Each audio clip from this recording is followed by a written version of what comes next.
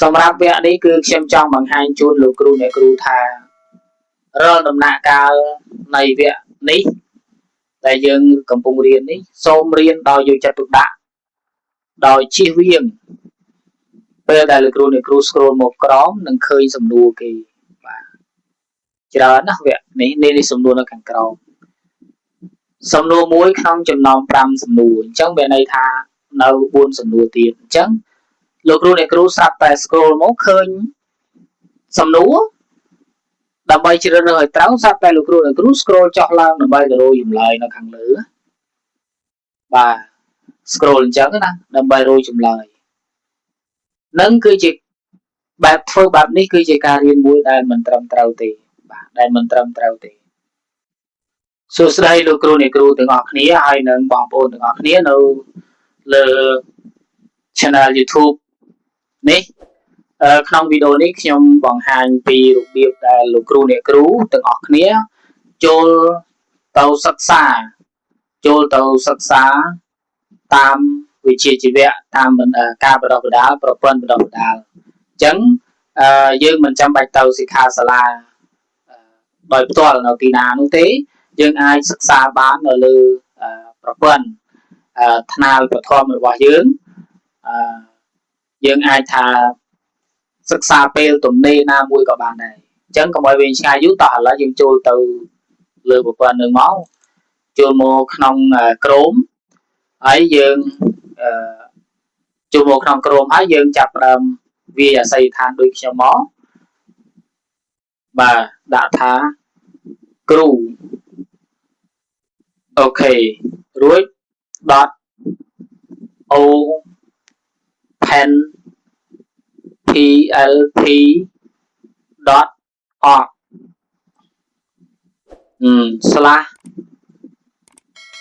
/login អូខេអញ្ចឹងយើងចាញ់ហើយអញ្ចឹងពេលដែលលោកគ្រូអ្នកគ្រូចូលមកដល់ទីនេះលោកគ្រូអ្នកគ្រូត្រូវចូលគណនីចូលតាមគណនី PLP មួយទៀតលោកគ្រូអ្នកគ្រូចូលតាមប្រព័ន្ធណាប៉ុន្តែបើចូលតាមគណនី PLP លោកគ្រូអ្នកគ្រូត្រូវតែមានQR របស់លោកគ្រូអ្នកគ្រូមកហើយបន្តការចូលឥឡូវខ្ញុំចូលតាមគណនី PLP ឲ្យលោកគ្រូអ្នកគ្រូមើលទាំងអស់គ្នាអញ្ចឹងយើងចូលមកបាទចាំបន្តិចបាទចូលតាមនេះខាងក្រោមគេដាក់ថាចូលតាម QR បាទអញ្ចឹងយើងអូសមកក្រោមណាអូសមកក្រោមនេះថាចូលតាម QR លោកគ្រូអ្នកគ្រូចូលទៅរក QR របស់លោកគ្រូអ្នកគ្រូមកអញ្ចឹងខ្ញុំចូលទៅរក QR របស់ខ្ញុំបាទជ្រើសរើស QR បាទយើងចូលមកអញ្ចឹងនេះគឺចូលបានហើយលោកគ្រូអ្នកគ្រូចូលតាម QR យើងបានហើយជាដំបូងអានេះដោយសារខ្ញុំធ្លាប់បានចូលមកស្រេចតែម្ដងអញ្ចឹងលោកគ្រូអ្នកគ្រូពេលដែលចូលមកដល់គឺយើងចូលមកឈ្មោះរបស់យើងដែលនៅខាងនេះលោកគ្រូអ្នកគ្រូចូលមកឈ្មោះរបស់យើងនេះលោកគ្រូអ្នកគ្រូអាចធ្វើបំពេញព័ត៌មានផ្ទាល់ខ្លួនឯងឲ្យបានត្រឹមត្រូវ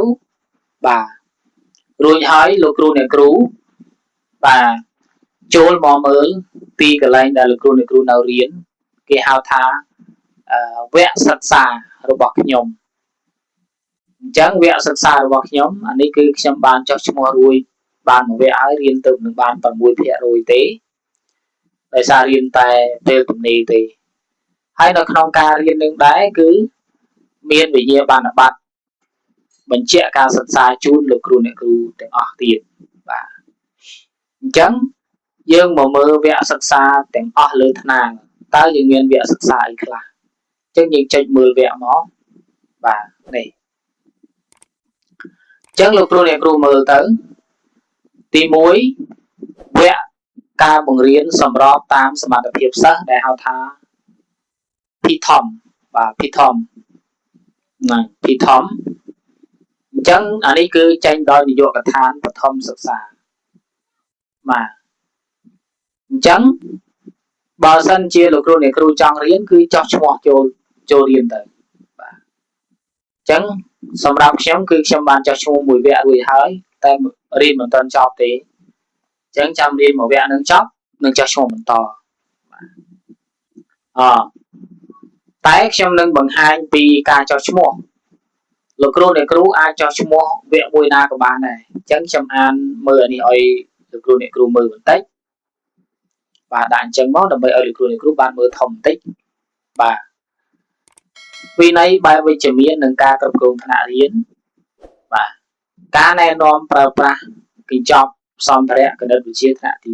1ការណែនាំប្រើប្រាស់កញ្ចប់សម្ភារៈអំណានថ្នាក់ទី3អញ្ចឹងលោកគ្រូអ្នកគ្រូពេញចិត្តមួយណាចោះឈ្មោះមួយនឹងទៅណាតទៀតការណែនាំប្រើប្រាស់កញ្ចប់សម្ភារៈអំណានថ្នាក់ទី2ការណែនាំប្រើប្រាស់កញ្ចប់សម្ភារៈអំណានថ្នាក់ទី1បាទជំនាញសម្រាប់សម្រួលវគ្គបណ្ដុះបណ្ដាលប្រសិទ្ធភាពនៃការគ្រប់គ្រងថ្នាក់រៀនការណែនាំនាយកនាយិកាសាលារៀនស្ដីពីការគ្រប់គ្រងការអនុវត្តកញ្ចប់សម្ភារៈអំណាននិងគណិតវិទ្យាថ្នាក់ដំបូងចឹងនេះជាវគ្គរបស់ខ្ញុំដែលបានចុះឈ្មោះរួចហើយគេហៅថាសង្កបាបាទសង្កបារម្ភបាទសង្កបារម្ភកោសលសង្កបារម្ភកោសលនេះគឺជាពាក្យរបស់ខ្មែរសង្កបារម្ភកោសលដែលយើងឲ្យមុខវិជ្ជាភាសាអង់គ្លេសថា STEM ណា Science of Teaching for Emotional and Mental Developmentអញ្ចឹងនៅក្នុងវគ្គនេះគឺខ្ញុំទើបនឹងរៀនបាន 6% ទេតែនៅក្នុងវគ្គនីមួយខ្ញុំចង់បញ្ជាក់ជូនលោកគ្រូអ្នកគ្រូថាលោកគ្រូអ្នកគ្រូមិនចាំបាច់រៀនត្រឹមតែយកសញ្ញាបត្រទេរៀនត្រឹមតែយកវិញ្ញាបនបត្រនោះទេលោកគ្រូអ្នកគ្រូត្រូវតែរៀនដើម្បីឲ្យឆ្អិននៅលើមេរៀននឹងអញ្ចឹងខ្ញុំចូលមកក្នុងវគ្គសិក្សារបស់ខ្ញុំដើម្បីបង្ហាញជូនលោកគ្រូអ្នកគ្រូមើលតែម្ដងបាទនេះវគ្គសិក្សារបស់ខ្ញុំអញ្ចឹងខ្ញុំចូលមកវគ្គនេះបាទហើយចូលរៀនបន្តនេះសម្រាប់វគ្គនេះគឺខ្ញុំចង់បង្ហាញជូនលោកគ្រូអ្នកគ្រូថារាល់ដំណាក់កាលនៃវគ្គនេះដែលយើងកំពុងរៀននេះសូមរៀនដោយយកចិត្តទុកដាក់ដោយជៀសវាងពេលដែលលោកគ្រូអ្នកគ្រូ scroll មកក្រោមនឹងឃើញសំណួរគេបាទច្រើនណាស់វគ្គនេះសំណួរនៅខាងក្រោមសំណួរមួយក្នុងចំណោម5សំណួរអញ្ចឹងមានន័យថានៅ4សំណួរទៀតអញ្ចឹងលោកគ្រូអ្នកគ្រូស្រាប់តែ scroll មកឃើញសំណួរដើម្បីជ្រើសរើសឲ្យត្រូវស្រាប់តែលោកគ្រូអ្នកគ្រូ scroll ចុះឡើងដើម្បីទៅរកចម្លើយនៅខាងលើបាទ scroll អញ្ចឹងណាដើម្បីរកចម្លើយនឹងគឺជាបែបធ្វើបែបនេះគឺជាការរៀនមួយដែលមិនត្រឹមត្រូវទេបាទដែលមិនត្រឹមត្រូវទេកាលណារៀនបានតែសញ្ញាបត្ររៀនបានតែវិញ្ញាបនបត្រវាធ្វើឲ្យយើងខូច credit វាធ្វើឲ្យយើង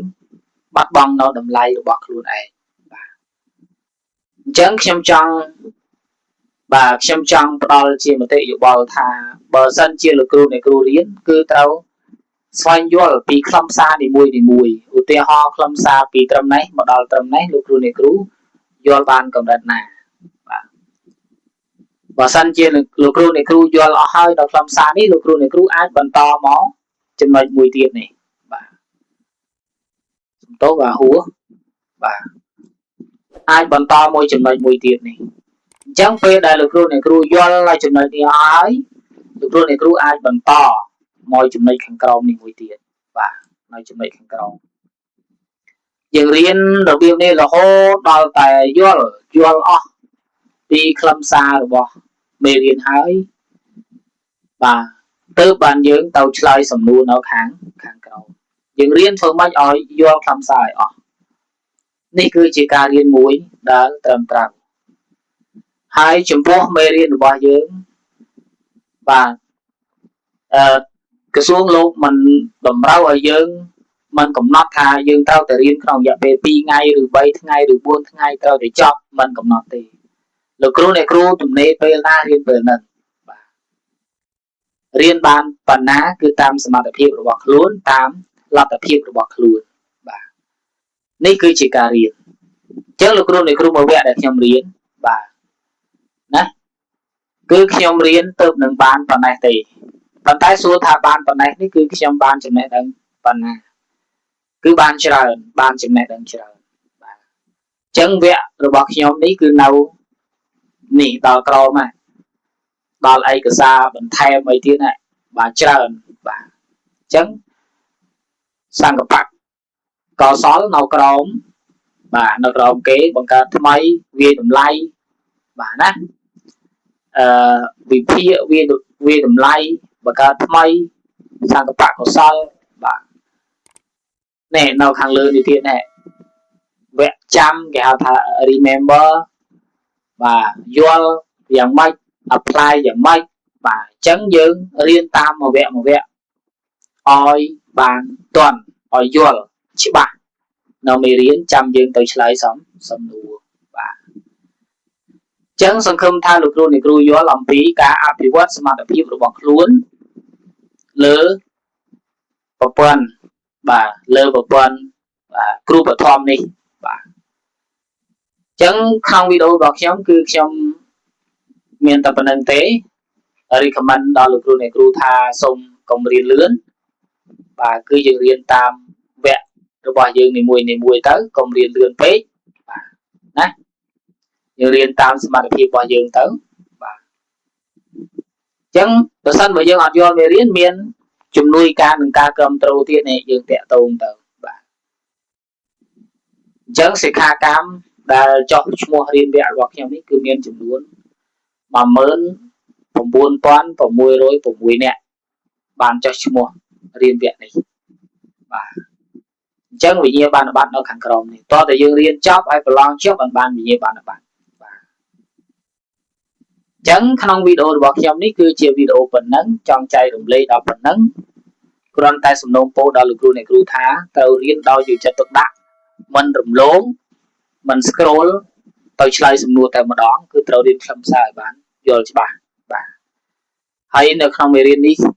នៅលើមេរៀនទាំងអស់នេះផងដែរខ្ញុំចង់បញ្ជាក់ជូនលោកគ្រូអ្នកគ្រូថាសុទ្ធតែជាមេរៀនល្អមែនទែនបាទដូចជាមេរៀនដែលខ្ញុំកំពុងរៀននេះគឺជាមេរៀនតាក់ទងជាមួយនឹងអ្នកអប់រំយើងតែម្ដងបាទអ្នកណាក៏ដោយឲ្យតែធ្វើការនៅក្នុង sector របស់អប់រំនៅក្នុងវិស័យរបស់អប់រំនេះគឺត្រូវតែរៀនមេរៀននេះជាចាំបាច់បើសិនជាចង់យល់ច្បាស់និងចង់ជ្រាបច្បាស់ហើយនឹងចង់ធ្វើការខាងផ្នែកវិស័យអប់រំនេះបានល្អបាទអញ្ចឹងអរគុណច្រើនចំពោះវីដេអូនេះគឺមានតែប៉ុណ្្នឹងទេបើសិនជាលោកគ្រូអ្នកគ្រូមានចម្ងល់អាច comment សួរនៅខាងក្រោមវីដេអូនេះបន្តទៀតបាទអរគុណច្រើន